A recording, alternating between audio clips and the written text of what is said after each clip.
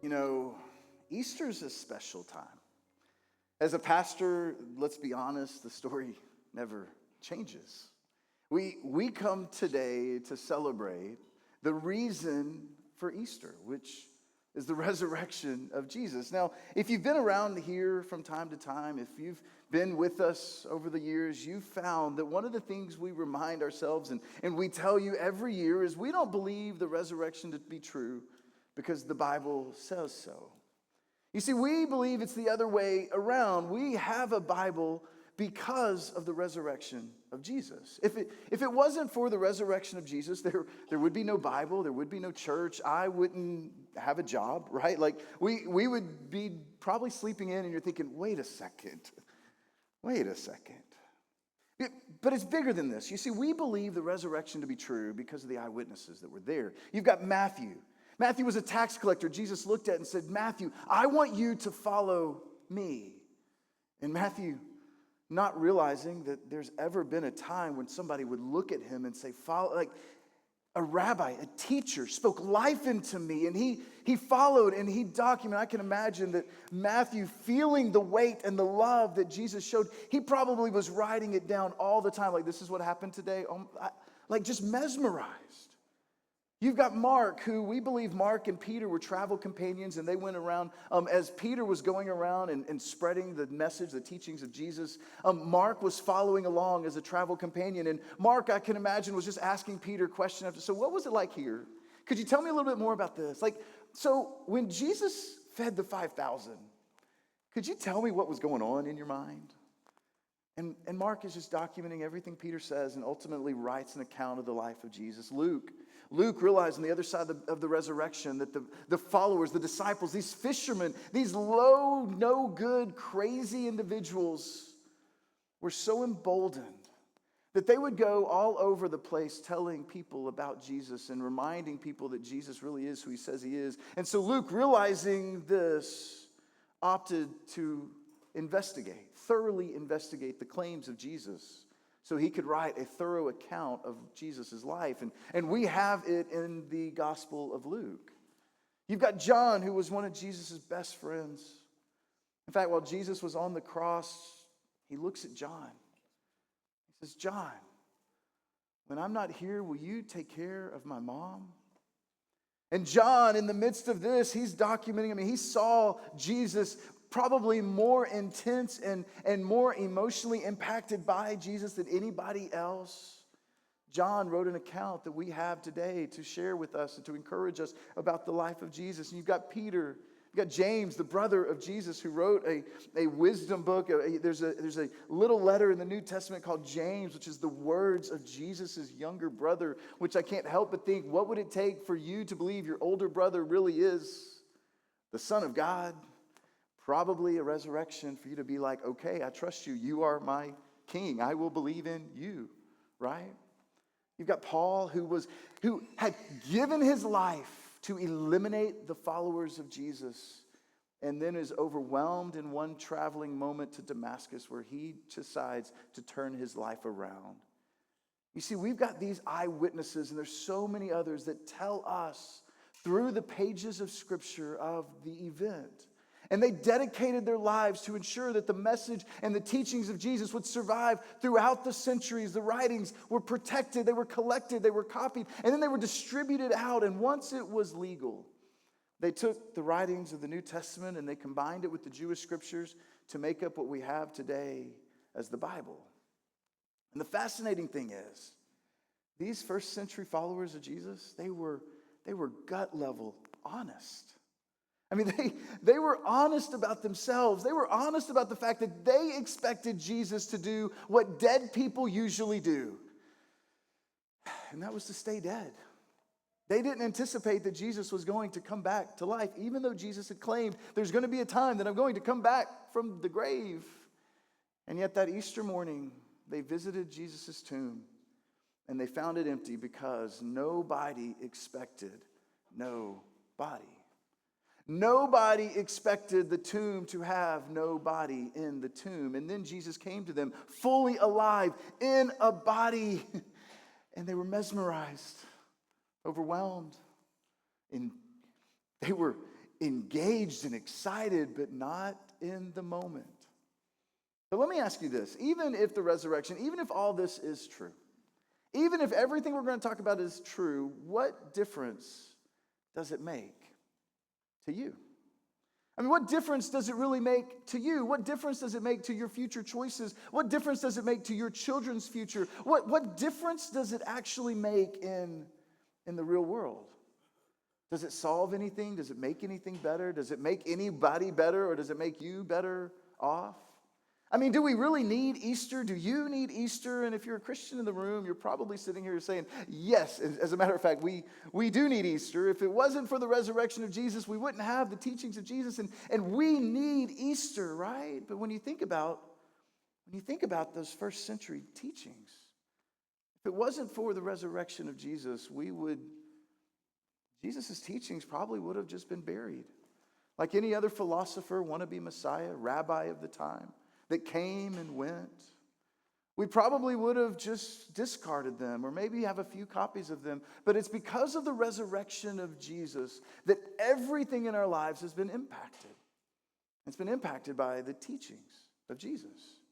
And many of you would say the same, like your life has been directly impacted because of the way that you've read and encouraged and engaged the teachings of Jesus. Maybe it's made you more forgiving. Maybe in the face of some of the most torrential frustrations you had, whether it was a relational breakup, whether it was a health scare, whatever, maybe it was the loss of somebody you've grown dear to, you found that because you've been able to hold on to who Jesus is, it gave you peace, comfort.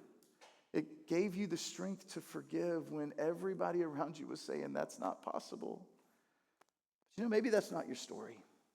Maybe you've been on the fence for a while and you're like, this isn't for me. You're just here because, well, your mom told you to come. You're here because there's dinner after, there's lunch afterwards. You're here because, well, that's what we do in America is we go to church on Christmas and Easter. But maybe that's your story. Maybe you, from time to time, you wandered away from your Christian faith. Maybe it wasn't necessarily that you wandered away, but you began to realize that the faith that you had from a childhood, it just didn't carry the weight of the adult problems that you faced. Maybe it happened in a church. Maybe there was maybe somebody like me wearing a microphone and telling you how to live, and he didn't live up to what he told you. And you just said, if it's not worth it for him, you're just going to check out and you'll be done with it. Maybe somebody or something happened to a family member, and you're like, it's not what it's cracked up to be. You say one thing and you do another thing, and this just isn't right. If you find yourself on the fence, if you find yourself skeptical, if you find yourself even trying to figure out if you can even believe in all this or not, I want you to know you're in good company. Because what we're going to find today is Jesus addresses this tension directly. In fact, Jesus addresses it with an individual that I think gets a pretty bad rap when it comes to the story of the resurrection. Now, here's a little backstory. Again, when we talk about the resurrection of Jesus, nobody expected Jesus to come back from the dead because they had seen him crucified. They saw his nail-pierced hands. They knew that the Roman guard of the day wanted to get the bodies off the cross. And so to ensure that the crucified criminals were dead, they speared him through the cavity, the body cavity, to make sure that he had no more life in him. And they saw this. They witnessed it. They were overwhelmed by it. And yet in the midst of this account, the thing that is so fascinating is not a single one writes themselves in as a die-hard believer. They're not writing themselves in the story like, oh yeah, I remember when Jesus died, we were all standing over there being like, nanny, nanny, boo-boo, watch this. He's going to play his greatest trick ever. You've seen him heal people, watch. No. In fact, they admit that they were show me the receipt skeptics. They admit that when Jesus died, the men went into hiding. Some of you can relate, the women went into action. It was when Jesus died that the men went into action, or they went into hiding, because it's in this moment they were afraid that Pilate's soldiers were going to come after them next, and they can't handle this. It's in this moment that they're sitting there saying, we've got to do something, we've got to figure this out, they're about to come after us. Meanwhile, the women are sitting there thinking, wait a second, Jesus spoke life into us. In a world where women were seen as second-class citizens, Jesus gave us the respect and the dignity that was beautiful. And if that's the truth, I don't trust that the guys that buried him did their due diligence and treated him with the respect that a true rabbi deserves. And so the women go and they decide, we're going to go into action. We're going to go and make sure that we properly embalm and prepare Jesus' body for the grave. But they had to wait till after Sabbath was done. And so once they finally get the chance to go, the women go to the tomb and they realize that the stone that was there was no longer in front of the tomb. In fact, Mark would account that it was so far away that it looked like, it wasn't just kind of peeked over and he snuck out. This was clearly moved. And the women go in there and they realize that Jesus' body is missing. Now, they didn't assume that Jesus came back to life. They assumed that somebody had stolen the body, and they had to run back to town. They ran back and they reported to the disciples, guys, Jesus is missing. Somebody stole the body, and I don't know what to do. And the disciples respond to this, and they say this. They did not believe the women. Why? Because their words seemed to them like nonsense. And after time, they're like, no, really. Peter finally, bravens up and is like, all right, fine, I'll go check it out. John runs to the scene of the crime as well. And when they get there, they realize that the tomb is actually empty. Somebody had taken the rabbi. And they leave the tomb a little emotional. They're feeling bewildered, confused. They've already gotten word that Judas had passed away. They had 12, and then Judas, who was the one who betrayed our rabbi and our Savior and told Jesus, they told the guard, that was the man, that was the teacher, that's the one you're looking for. We've already gotten word that Judas is no longer with us. He died, he took his own life. And we're asking around, have you seen Thomas? Where's Thomas at? What's Thomas doing? Where's Thomas? I haven't seen Thomas since Jesus' arrest. And so there's confusion, there's emotion, and the disciples gather together. They've taken the body. Judas has already died. Maybe they killed him. We don't know. And we can't find Thomas. So what are we going to do? We need to figure out what's next. We need to stick together. And so they do that. They gather together. They stick together. They try to figure out what's going on because they're too afraid to face whatever's out there. And while they're together trying to navigate next steps, Jesus appears to them. In fact, the account says that they actually think they're seeing a ghost. Until Jesus is like, guys, I haven't eaten since I was crucified. Could somebody give me some food? And then it was at that point they're like, ghosts don't eat? Maybe this is legit. Maybe this is Jesus. And stories of Jesus' reappearing begin to circulate throughout Jerusalem and beyond. They begin to circulate saying that the rabbi from Nazareth is alive. The rabbi that we heard from, the rabbi that healed, the rabbi that taught with such authority, he's alive. And it began to spread all throughout Judea. And we're going to jump to John's account. John, who was the beloved disciple. John, who Jesus looked at John and said, take care of my mom. John, who writes what happens next. John says this. Now Thomas, we've already talked about him. He's missing, right? Now, Thomas, one of the 12, was not with the disciples when Jesus appeared because he wasn't there. He's like, they took my rabbi. Well, then we're done. I'm just going to go live my life the way I want to. And while they're going, the disciples, they probably more than likely what's going on is the disciples in the moment, they ran away and then they had to reconvene and they came together after Jesus was arrested and they're like, what do we do? Where do we go? But Thomas was just like, I'm done with y'all. In fact, Thomas returned a few days later, and it says this, John accounts says, so the other disciples told him, Thomas, we've seen the Lord. And I imagine Thomas replies, John doesn't document this directly, but this is just, Thomas is probably looking at them saying, guys, I've heard the rumors. You gotta tone it down. That's why I came back to town, is because the rumors are running rampant. In fact, Thomas looks at them and says, unless I see the nail marks in his hand, and I put my finger where the nails were, and I put my hand into his side, I will not believe.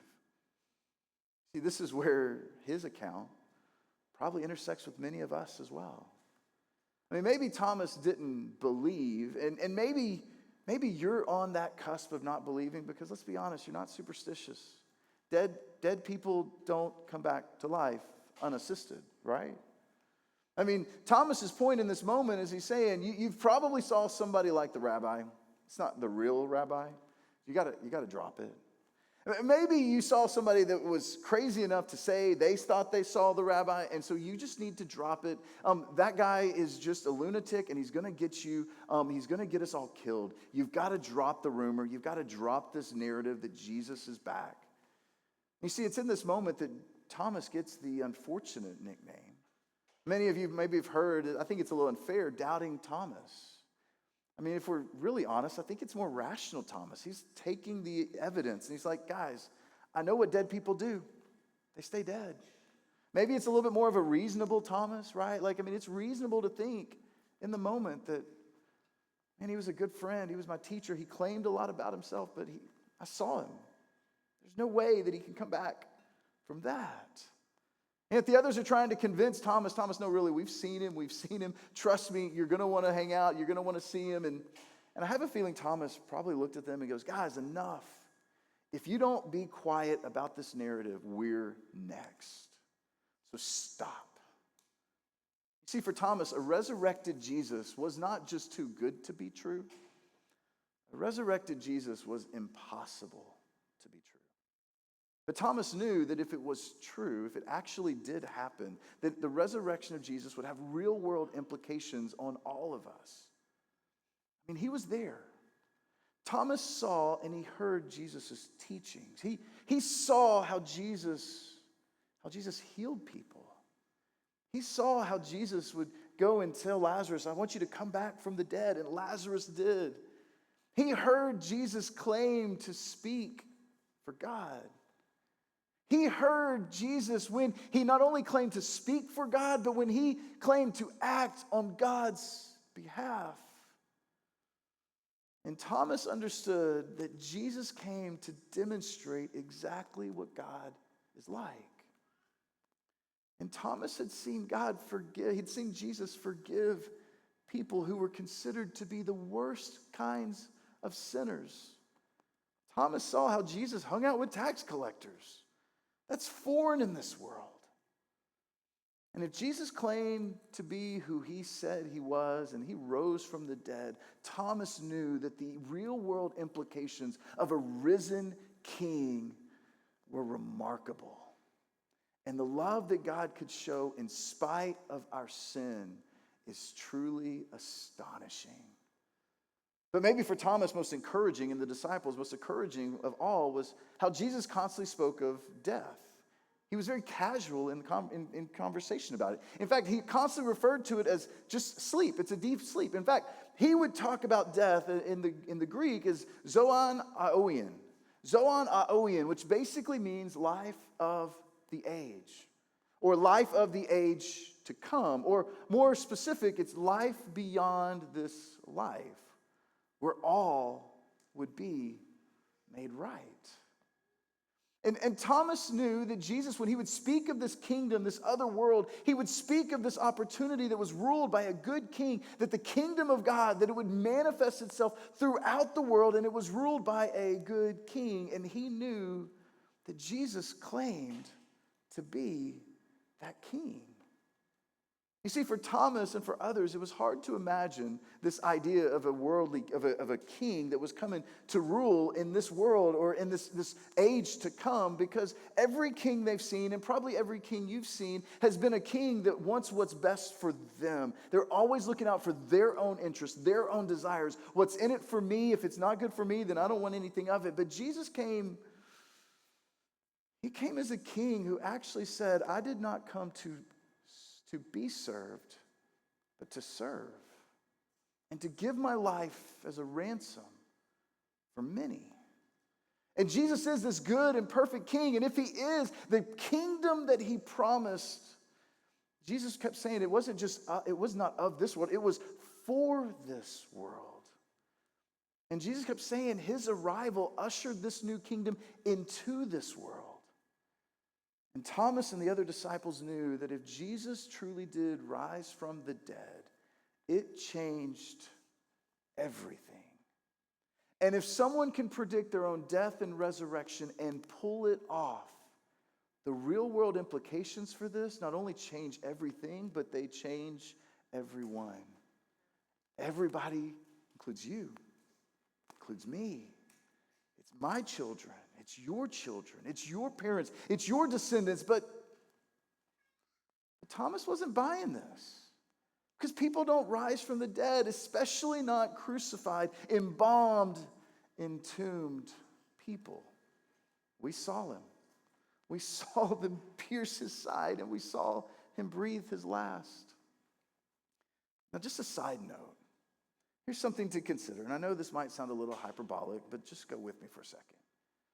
Even if every Christian was a raging hypocrite, even if every religious leader strikes you as weird, maybe me, even if every time you hear somebody talking about religion or church, you hear pastors, you constantly think all they want is something from you, they just want something from you, I want to encourage you and maybe implore of you to consider something different. If Jesus really did rise from the dead and he punctuated everything he claimed to be and claimed about God's love for you, wouldn't it be wise for us to maybe consider, is Jesus really who he says he is? I mean, wouldn't it be wise for us to maybe just begin to lean in a little bit and say, okay, wait a second. You know, the reason I don't believe in this Jesus guy is because of people like you, Scott. You're wearing a microphone. You say one thing, you live another thing. It's because of the way the Christians have treated us. It's because of that. I've been in part of a church before, and oh my goodness, it blew up, and I'm just done.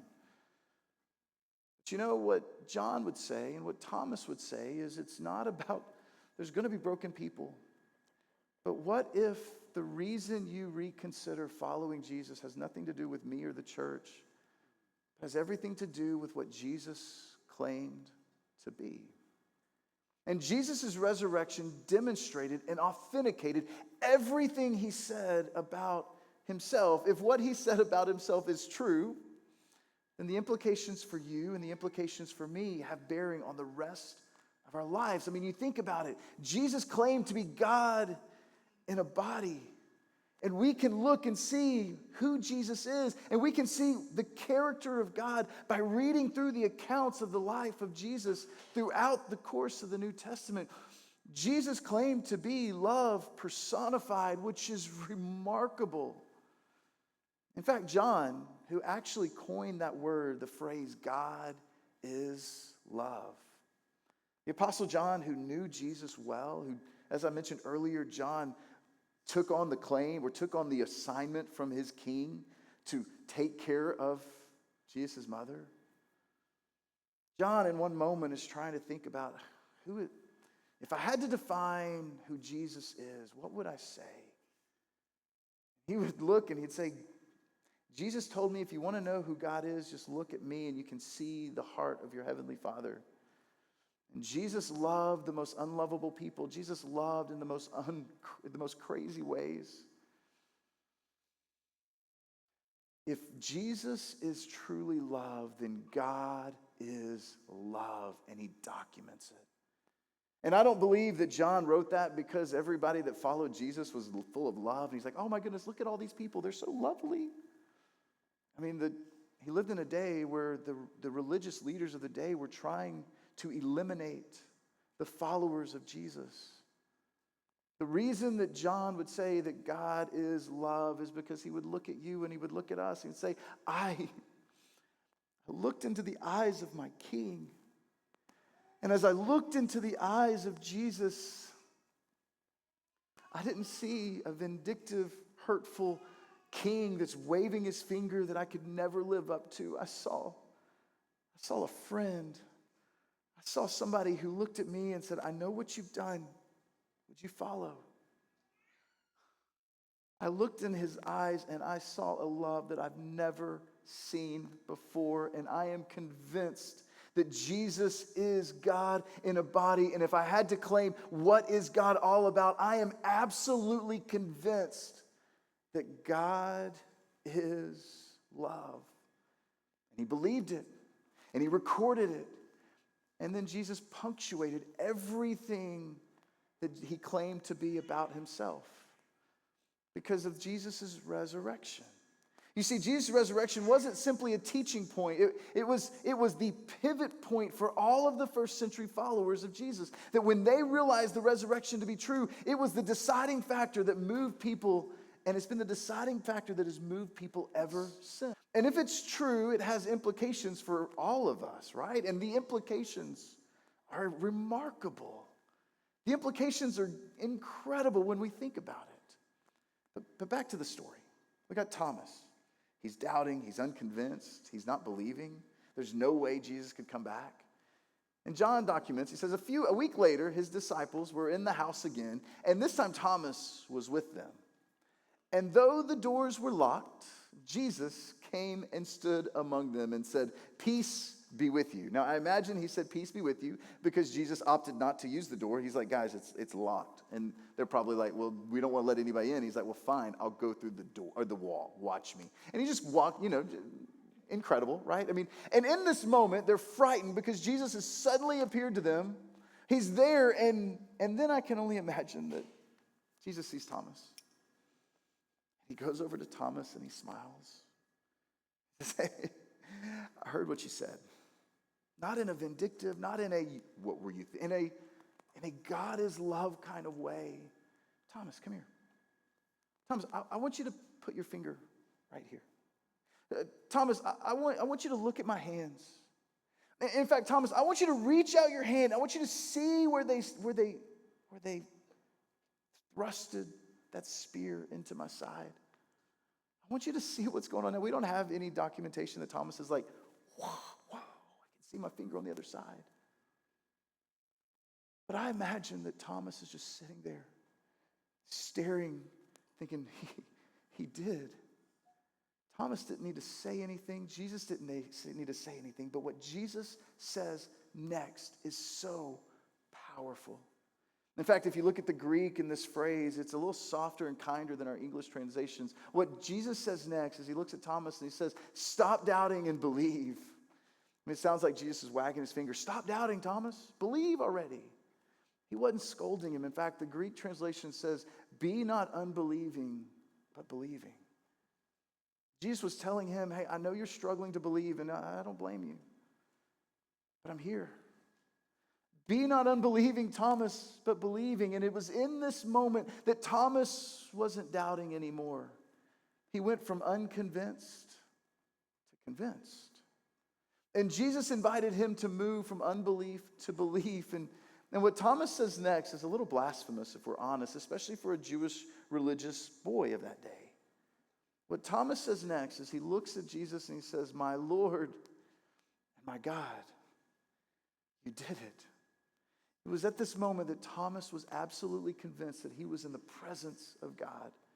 He was so convinced that he would go on to travel to the coast of India, and he would go around the coast of India planting churches and preaching the messages that Jesus had taught. And he's teaching people to know and to follow Jesus. And it was in this moment that Thomas was martyred on the coast of India, and he was buried there. In fact, today you could go to St. Thomas's Cathedral off the coast of Tamil Nadu, and you could go there and you could see his grave, and you could see this is where Thomas was buried. See, Thomas went from unconvinced to convinced, but then Jesus says something even more powerful that garnishes a lot for us as well. You see, then Jesus addresses everybody and he says, "Because you have seen, you have believed." I can't help but imagine Jesus is staring off into space. But guys, check this out. You're here. Think about the people in Judea, Samaria, Galilee, to the ends of the earth. Think about not just the people in the first century, but it's in this moment that Jesus speaks beyond the first century to you and to me. And he says this: "Blessed are those, happy, hopeful, at peace are those who have not seen and yet believed." See, we believe the resurrection to be true, not because the Bible tells us so. We believe the resurrection to be true because of the eyewitness accounts, their sacrifice, and their devotion. I mean, Thomas, who was a skeptic, was probably much like us. And then he found his risen King, and he would go on to risk everything. Peter, Matthew, James, John, Mary, Martha. You think about the long list of those first century followers of Jesus. It was a generation of individuals that chose to follow Jesus regardless of the cost, and it costed them greatly. You see, we don't believe the resurrection to be true simply because it's a Bible story. These aren't mere Bible stories. These are events in history that ultimately change the scope of the world. And we believe that at the center of what changed the world was the resurrection of our King, of Jesus who came back to life. It was at the epicenter of what moved Thomas from unbelief to belief. It was what moved the first century followers from embalmers to evangelists. It's what moved them from the first century followers from cowards to ambassadors. It's what made Luke step back and say, whoa, these followers of Jesus have become remarkably bold that I want to thoroughly investigate and accurately portray the life of Jesus. You see, it's the event that changed everything, and it still changes everything today. It's the resurrection of Jesus. You know, it's changed our family. And when we think about times when times get tough, when we think about the relationships around us, oftentimes we have to step back and begin to look at the life of Jesus, the teachings of Jesus, and what Jesus taught us. And it changes the way we respond, the way we react. It changes how we look at people, how we look at neighbors, how we look at those around us. When we really begin to think about and allow the resurrection to change us, one of my daily prayers is, God, give me eyes to see as you see, and give me the ears to do as you say, because the very central part of what changed our life is the fact that because of the resurrection, we have the opportunity to follow a risen King. A King who, through the course of Matthew, Mark, Luke, and John, we can read and experience and think about what his life was all about. And Jesus' invitation across the board was an invitation that merely said, will you follow me? Will you choose to lean in? And will you use your days to look, act, and react like me in everything you do? I wish I could say it's that easy. All you got to do is just check a box. But it is a daily decision. And it's a decision that I really believe you, this Easter season, this resurrection day, we can sit back and lean in and choose that today we are going to choose to follow Jesus with everything we are and everything we have. It's not because the Bible says so. It's because Matthew documented it. Mark, who got his information from Peter, documented it. Thomas, who was a skeptic and wanted nothing to do with it, would say, I saw my risen King. And it was worth giving my life and sacrificing everything for it. See, North Tarrant, one of the greatest things we can do this Easter is to be reminded that the story of Easter, the story of the resurrection, did not die in the first century, but we are continuing to sing about it, to listen to it, and to allow it to change our hearts and our lives for generations on end. Forever, he is glorified. And the invitation for all of us is the same invitation that Jesus offered every single follower of his that day. Would you follow me? Not would you just simply say a prayer, be done with it, and go back to your own ways. It was, will you follow me? And North Tarrant, I think one of the best decisions we can make is to say yes. I don't know what this looks like, but God, I trust you. And today and tomorrow and the next day, I want my life to look like, act like, and react like yours. And so, God, show me, give me eyes to see as you see, and give me ears to do as you say.